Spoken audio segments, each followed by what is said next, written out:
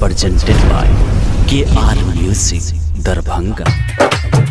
एगो छौरी गोरे की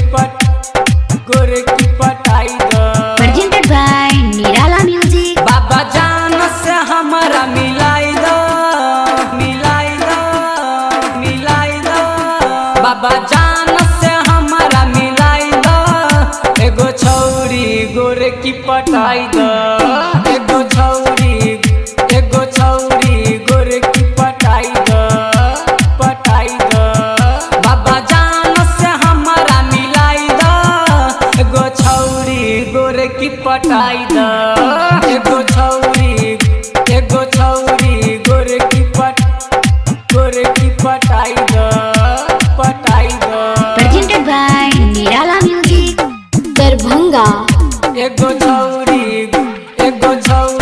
गोरे की पटाई द साले अइबा बाबा तोहरा शरण में चलबा चढ़ाई के जइब चरण में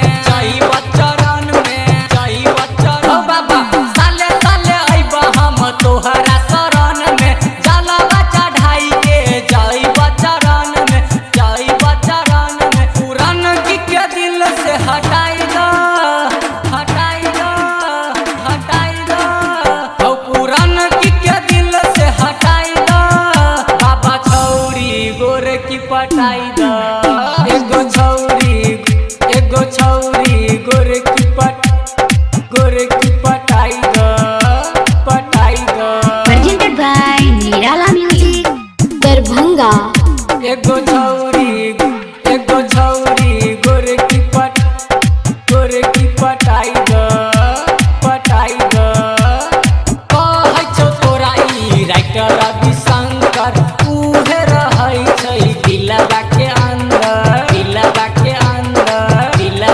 ओ बाबा कहै छै तोरा ई राइटर रवि शंकर उहे रहै छै दिलवा के अंदर ओ शिव शंकर से बात बताई द